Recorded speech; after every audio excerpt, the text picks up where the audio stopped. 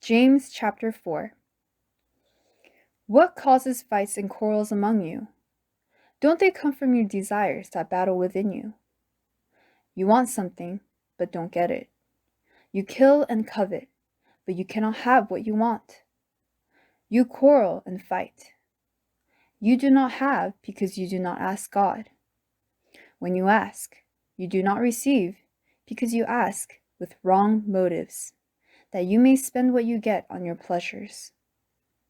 You adulterous people, don't you know that friendship with the world is hatred toward God?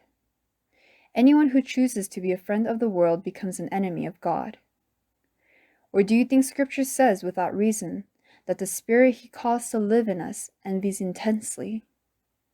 But He gives us more grace. That is why Scripture says, God opposes the proud, but gives grace to the humble. Submit yourselves then to God. Resist the devil, and he will flee from you. Come near to God, and he will come near to you. Wash your hands, you sinners, and purify your hearts, you double-minded. Grieve, mourn, and wail. Change your laughter to mourning, and your joy to gloom. Humble yourselves before the Lord, and he will lift you up. Brothers, do not slander one another. Anyone who speaks against his brother or judges him speaks against the law and judges it. When you judge the law, you are not keeping it, but sitting in judgment on it.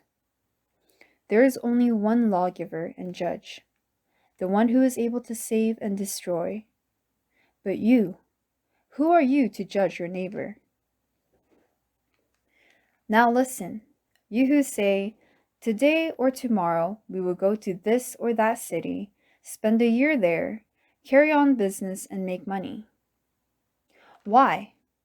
You do not even know what will happen tomorrow. What is your life?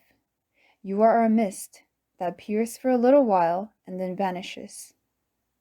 Instead, you ought to say, if it is the Lord's will, we will live and do this or that. As it is, you boast and brag. All such boasting is evil. Anyone, then, who knows the good he ought to do and doesn't do it, sins.